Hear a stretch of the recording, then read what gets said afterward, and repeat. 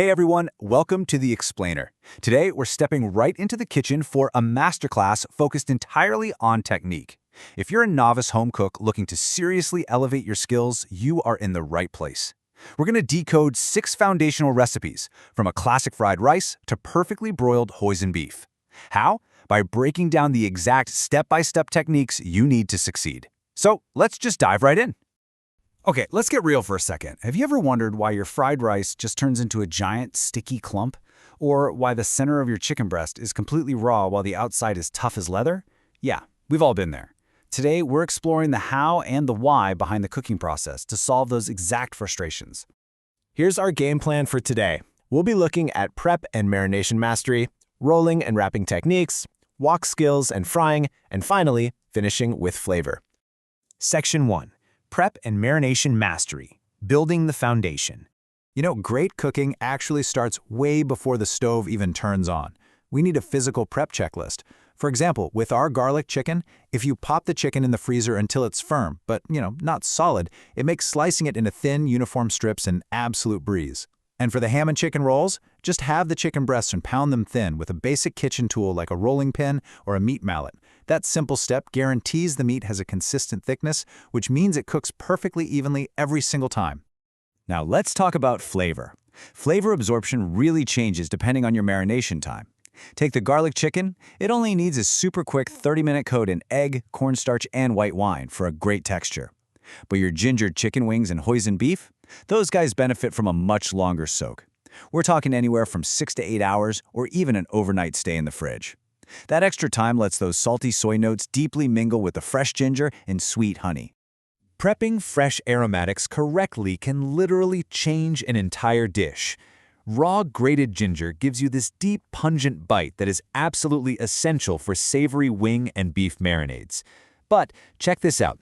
If you swap that raw bite for chopped crystallized ginger and toss it with some lychees, pineapple, and toasted almonds, it completely transforms into this chewy, sugary kick that's just perfect for dessert. Section 2. Rolling and wrapping techniques, securing the flavor. All right, let's look at the assembly phase for ham and chicken rolls. We roll our pounded chicken tightly around a ham slice, coat it in flour, and dip it in a milk and egg mix. But here is the secret weapon, wrapping it in a sheet of rice paper and wetting the very end with that egg mix to seal it. Do not skip this. That seal is absolutely crucial. It keeps the roll from completely unraveling and prevents it from soaking up excess oil during deep frying. Now for green onion cakes, there's this really cool folding technique to build the structure. You take a dough circle brushed with sesame oil and scallions, roll it up into a cylinder, squash it into a round patty, tuck the edge in, and then roll it back out into an 8-inch circle. It sounds like a lot, but this sequence is exactly how you get those gorgeous flaky layers when you pan fry them. Okay, here is a massive tip for the hoisin beef, and it's all about patience. After broiling your marinated flank steak, you have to let the meat cool completely before slicing it. If you try to slice and roll steaming hot meat, you're just going to end up with a messy appetizer. Oh, and when you do finally slice it into those 2x4-inch strips, make sure you're slicing against the grain. That is the secret to maximum tenderness. Moving on to Section 3, wok skills and frying, mastering the heat. Let's rapid fire some essential wok tips, okay?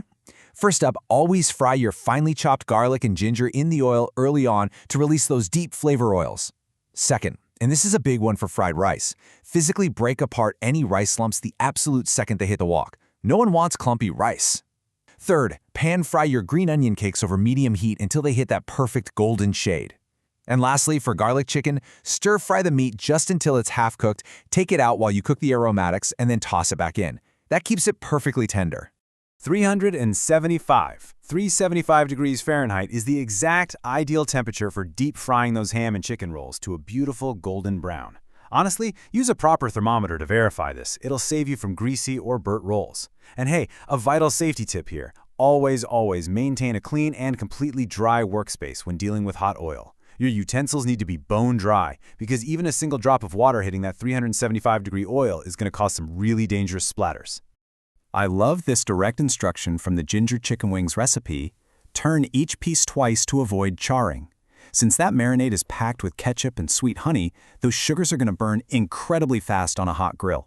So continuous attention is just as important as the ingredients themselves. Keep an eye on it. And finally, Section 4, finishing with flavor. The final touch.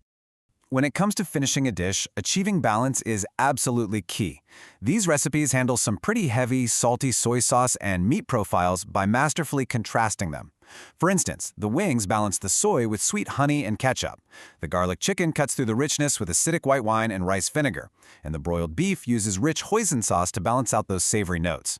If your sauce ever tastes a bit too strong or salty, remember, just add a splash of acid or a touch of sweetness. It's the best way to fix it.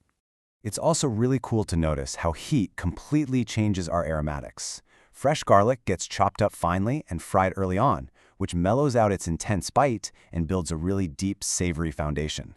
Fresh scallions, on the flip side, are sliced thin and added totally raw at the very end of cooking. They give you this subtle, crisp, aromatic pop right before you eat.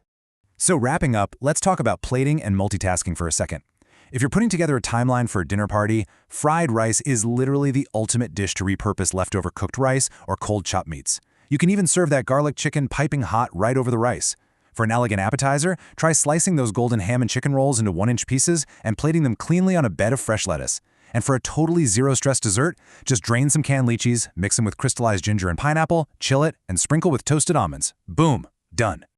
Well, we have covered a lot of ground today. From the chemistry of marinades to rolling dough, all the way to safely managing 375-degree oil. So I'll leave you with this question. From pounding chicken for an even cook to balancing hoisin and soy, which of these new techniques are you going to bring into your kitchen tonight? Thanks so much for joining me on this explainer, and happy cooking!